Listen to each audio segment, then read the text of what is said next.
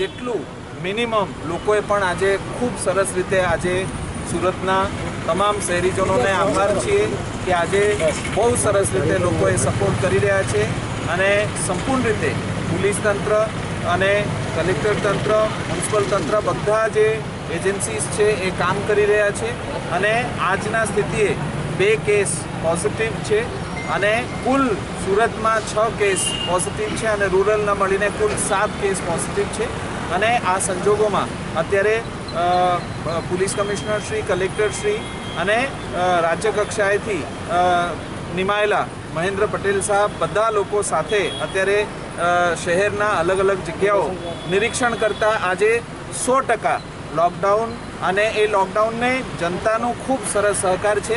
લોકોને એ પણ વિનંતી છે કે ખાલી બહાર નહીં આવીને ઘેરના અંદર પણ આપસમાં બીજા લોકો એક પરિવાર બીજા પરિવાર સાથે અથવા કોઈ જગ્યાએ જમવાનું કાર્યક્રમ એ બધું નહીં રાખવા વિનંતી, કારણ કે બહાર જે રીતે આપ સપોર્ટ કરો છો એ રીતે અંદર ઘેરના અંદર પણ કોઈ પણ અલગ અલગ પરિવારો સાથે મળીને જમવાનું કે બીજા કોઈ સામાજિક કાર્યક્રમ ના કરવા વિનંતી, જેથી આ ચેપથી આપણે દૂર રહી શકાય.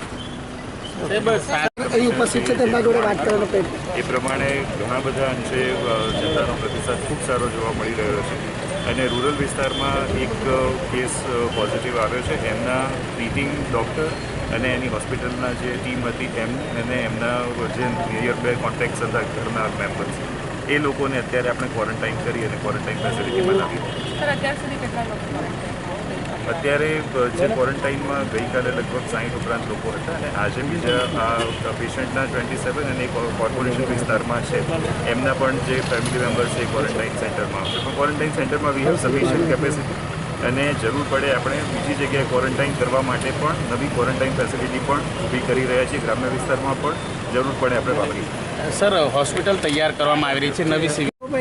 લોકડાઉનનો અમલ સારી રીતે કરી રહ્યા છે. ફક્ત જીવન જરૂરિયાતની સવાલ છે એ લેવા માટે લોકો નીકળ્યા છે. ગઈકાલે ટોટલ જે સામાન્ય જે રાજ્ય સરકારની ગાઈડલાઇન્સ છે અને નોટિફિકેશનનો ભંગ કર્યા બદલ 32 કેસો ગઈકાલે દાખલ કરવામાં આવ્યા છે. આજે પણ શું છે કે જે લોકો આ પ્રમાણે એનું પાલન નહીં કરે એમની સામે શિક્ષાત્મક કાર્યવાહી કરવામાં આવશે. Thank you.